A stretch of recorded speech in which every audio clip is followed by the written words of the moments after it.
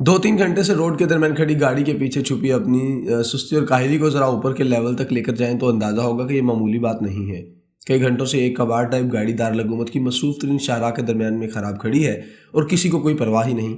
सबसे पहले तो सेफ सिटी हेडक्वार्टर्स को इस मशकूक गाड़ी को कैमरे से देखकर फ़ौरन खबरदार हो जाना चाहिए था। मान लिया ये गाड़ी दहशतगर्दी की किसी कार्रवाई के लिए नहीं खड़ी होगी, लेकिन एक मसरूफ सड़क के दरमियान काफ़ी देर से खड़ी थी और किसी बड़े हादसे का सबब बन सकती थी। बेगुनाह लोग मारे जा सकते थे महज किसी ड्राइवर की मुजरिमाना गफलत की वजह से, या फिर हमारे ख्याल में मरने के लिए दहशतगर्द होना ज़रूरी है। कोई भी जिम्मेदार बंदा सेफ सिटी हेडक्वार्टर्स में बैठा होता तो यकीन करें वो तड़प जाता और फौरन इमरजेंसी अलर्ट जारी करता, पुलिस को कॉल करता, लेकिन वही बात कि कोई अपना काम करने में संजीदा नहीं। ये जहन में रखें कि 2 दिन पहले ही डेरा इस्माइल खान में दहशतगर्दों ने 25 जवानों को शहीद किया है। मुल्क भर में दहशतगर्दी फिर सर उठा चुकी है और हमारी फोर्सेस और एजेंसियां एक नए चैलेंज का सामना कर रही हैं।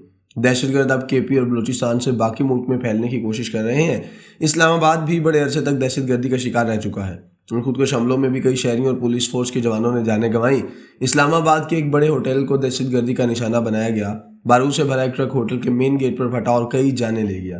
पाकिस्तान और इस्लामाबाद इस हादसे से बड़े अरसे तक न संभल सके। पूरे मुल्क ने दहशतगर्दी भुगती है। एक अंदाजे के मुताबिक तकरीबन 90,000 से ज़ायद शहरी और फोर्सेस के नौजवान दहशतगर्दी की नज़र हो चुके हैं। मुझे याद है कि इसी जगह जहां पाक सऊदी टावर के सामने ये गाड़ी सामान से लदी खड़ी थी, बरसों पहले एक गाड़ी पकड़ी गई थी जिसमें रॉकेट लॉन्चर थे।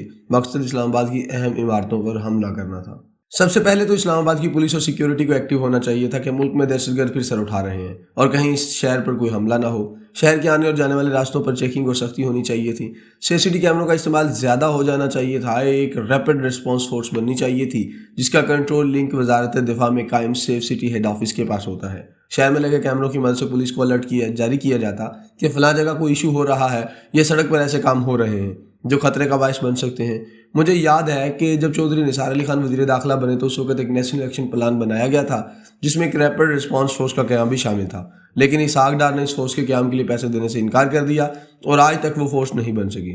अब भी शहर में कोई डाका पड़े, गाड़ी चोरी हो या सड़कों पर तेज़ रफ्तार गाड़ियाँ रेस लगाती फिरें, आपको कहीं पुलिस नज़र नहीं आएगी।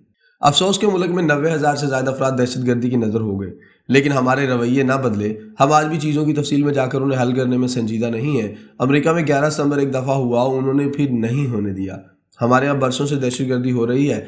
दहशतगर्दों को हर दौर में इस कौम और उसके रहनुमाओं से हमदर्दी मिल जाती है।